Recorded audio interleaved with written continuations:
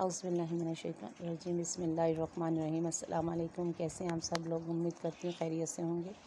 आज हम बात करेंगे क्योंकि शब शहादत आज लग जाएगी इमाम मोहम्मद बाकर अलैहिस्सलाम की, और वो हमारे 5वें इमाम हैं कि आज के दिन शब शहादत है और कल उनकी दिन शहादत के। और हम आज का ये पुरसा पेश करते हैं इमाम ज़माना की खिदमत में। हम आला हमारे इस पुरसे को कबूल और मंजूर कीजिएगा। ये वो इमाम है कि जिनके तक रसूल खुदा ने अपना सलाम पहुंचाया अपने सहाबी जाबिर इब्न अब्दुल्ला अंसारी के ज़रिए से। और जाबिर जब उनसे मुलाकात हुई थी तो जाबिर दीवाना वार इनके गिर्द घूम रहे थे, बहुत छोटे से थे इमाम मोहम्मद बाकर। तो कहा कि गुफ्तार वही है, रफ्तार वही है। तो फिर जब मौला ने पूछा इमाम मोहम्मद बाकर ने कि जाबिर फिर क्या तलाश कर रहे हैं? कहा मैं बस मोहर नबूवत को चूमना चाहता हूँ। तो जाबिर ने इतनी एज उम्र उनकी थी, इतनी उम्र थी, जाबिर एक बहुत बूढ़े सहाबी थे, लेकिन इमाम बहुत छोटी उम्र में थे। लेकिन जाबिर इस बात का उन्हें इदराक था कि बुढ़ापा कोई अहमियत नहीं रखता, लेकिन इमाम बचपन में भी हो तो वो इमाम होते हैं। सुभान अल्लाह। और वो अक्सर आया करते थे, दो जानू होकर इमाम के सामने बैठते थे और कस्ब इल्म हासिल किया करते थे, कस्ब फैज़ हासिल किया करते थे उनसे।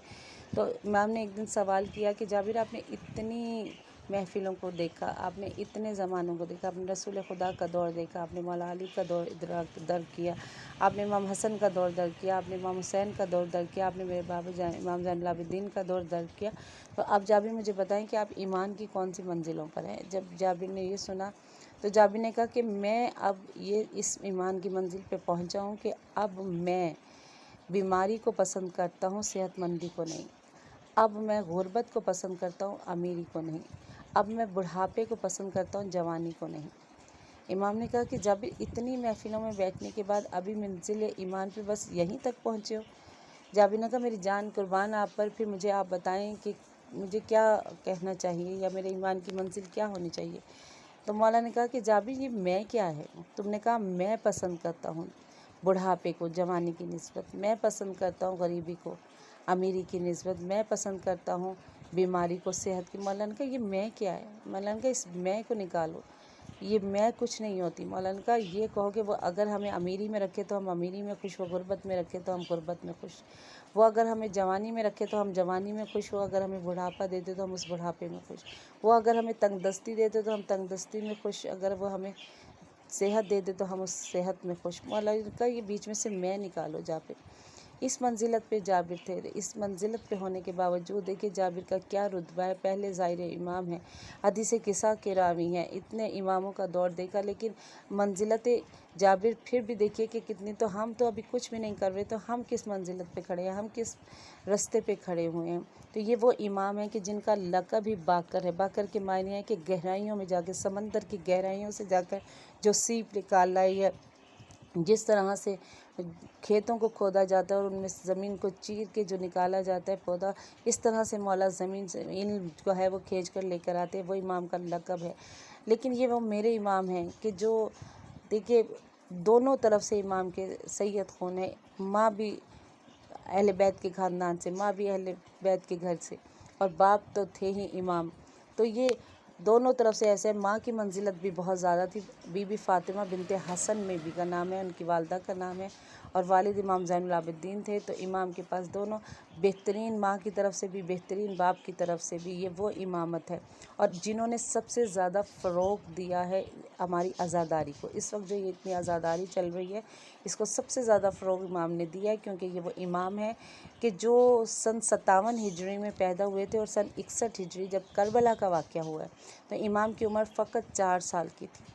और इस 4 साल में इमाम ने बहुत हालात देखे, क्योंकि करबला में इमाम मौजूद थे। करबला में इमाम ने वो सब कुछ देखा कि जो कुछ करबला में हुआ, वो चश्मदीद गवाह थे इमाम मोहम्मद बाकर करबला के। मेरे वो इमाम थे कि जिन्होंने जलते हुए खेमे भी देखे, जिन्होंने सकीना के तमाचे भी लगते हुए देखे, जिन्होंने अपने बाबा को हथकड़ियों और बेड़ियों में भी देखा, जिन्होंने अपने बाबा को पयादा पा चलते हुए गर्मी में धूप में देखा, जिन्होंने अपने बाबा के पैरों में आबलों को देखा। ये वो इमाम थे जिन्होंने शाम के बाज़ार में उस वक्त उस हालत में देखा है अपने बाबा को, तमाम सैदानियों को, कि जब शाम में दाखिल हुए तो इतना रश था, اور لوگ پتھر مار رہے تھے، لوگ جو ہے گرم آگ پھینک رہے تھے، لوگ پانی پھینک رہے تھے۔ امام کہتے ہیں کہ اس وقت جب چاروں طرف سے گرم آگ آ رہی تھی، گرم پانی آ رہا تھا، پتھر آ رہے تھے، جلتے ہوئے کوئلے آ رہے تھے، کہا ایک کوئلہ میرے بابا کے جلے ہوئے جو ہے امامے پہ آ کر گرا اور میرے بابا کا سر جلنے لگا۔ مولا نے وہ وقت بھی دیکھا۔ مولا کہتے ہیں ہم جب شام میں داخل ہوئے، جب ہم دربار شام میں داخل ہوئے تو مولا کہتے ہیں کہ مجھے اور میرے بابا کو زمین پہ ایسے بٹھایا گیا کہ جیسے غلاموں کو بٹھایا جاتا ہے۔ کہا وہ خود تخت پہ بیٹھا ہوا تھا لیکن ہم زمین پر بیٹھے ہوئے تھے۔ میرے مولا نے وہ وقت بھی دیکھا، میرے مولا نے وہ وقت بھی دیکھا کہ جب سیدانیوں کی چادریں چھن رہی تھی، جب خیموں میں آگ لگ رہی تھی۔ میرے مولا نے وہ وقت بھی دیکھا کہ جب شام کے زندان میں قید و بند کی صحبتیں برداشت کی۔ یہ وہ میرا امام ہے کہ جنہوں نے بہت زیادہ مشکلوں میں وقت گزارا، جن کا بچپن امام کی زندگی میں ایسا وقت آیا کہ جنہوں نے مسلسل مصائب دیکھے، کربلا کے مصائب دیکھے۔ اور یہ وہ امام تھے کہ جنہوں نے پھر اپنے بابا کے بعد ایک مدینے میں مولا ایک مدرسہ بنا رہے تھے ترویج اسلام کے لیے۔ مولا زیادہ سے زیادہ علم کو پھیلانا چاہتے تھے، لیکن جب حشام بن عبد الملک کو پتہ چلا، اس کے کسی نے جا کر اسے بتایا کہ وہ وہاں پر ایک مدرسہ بنا رہے ہیں، تو کہتے ہیں کہ اس نے امام کو مدینے میں رہنے نہیں دیا، اس نے مولا کو شام بلایا اور شام بلا کے اس نے جب پتہ چلا کہ امام آ گئے تو اس نے اپنے لوگوں سے کہا کہ انہیں 3 دن تک باہر کھڑا رکھو۔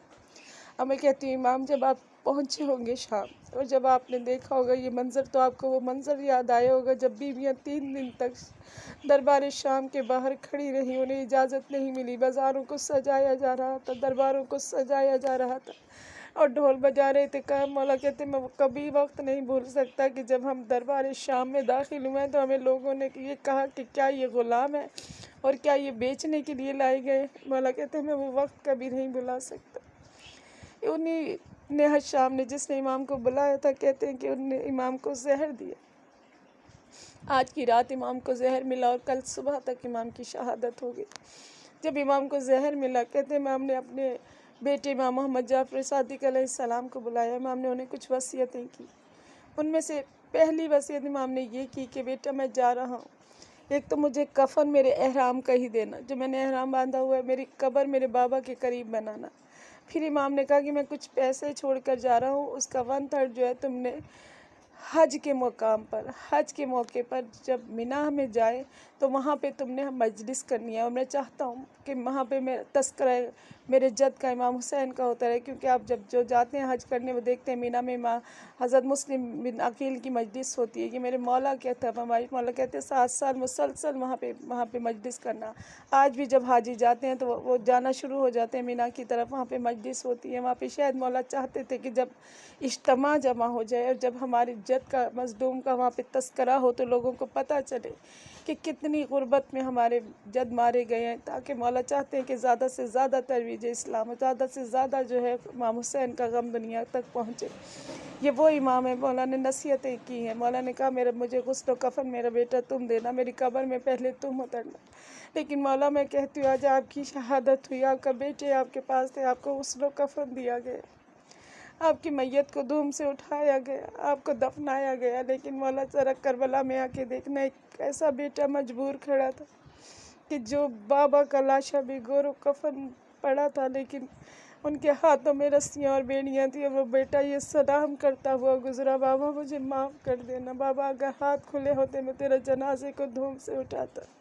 مولا اس پہ میرے مولا جد حسین پہ سلام ہو، مولا آپ کی شہادت، آپ کا وہ مشکل وقت تھا، آپ کو زہر دیا گیا، لیکن مولا کم از کم آپ کی بیٹیاں تو تھی۔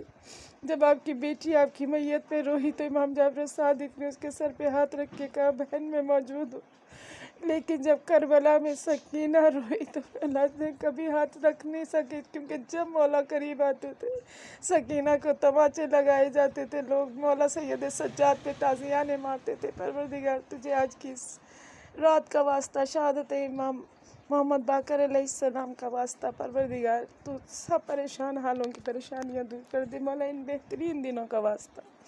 یہ جو آج 10 دن چل رہے ہیں مولا، اس میں جو تجھ سے مانگ رہا ہے مولا، جو تجھ سے ہاتھ پھیلائے ہوئے آج شب جمعہ کا واسطہ مولا، سب کی کو بامراد کر دے مولا، جو مولا رزق روزی کی طرف سے پریشان ہے خدایا سب کے رزق روزی میں اضافہ فرما مولا جو پروردگار عالم بیمار ہے مولا کل مریضوں کو شفائے کاملہ عطا فرما مولا غزہ کے مسلمانوں پہ رحم فرما فلسطین کے بچوں پہ رحم فرما مولا آج کے ان دنوں کا واسطہ مولا ان کے لیے غیبی مدد بتا دے مولا ان بچوں کے لیے غیبی مدد عطا فرما دے پروردگار اگر ہم سب کے گناہ کبیر اور صغیرہ کو معاف کر دے اگر آج کی میری یہ ویڈیو پسند آئے تو اسے شیئر کریں لائک کریں کمنٹس کریں اور زیادہ سے زیادہ آگے تک لوگوں تک پہنچائیں سبسکرائب ضرور کیا کریں کمنٹ ضرور کیا کریں تاکہ یہ آپ سب کا پیار ہوتا ہے ہمارے لیے اور اگلی ویڈیو تک کے لیے جب تک میں دوسری ویڈیو بناتی ہوں اللہ حافظ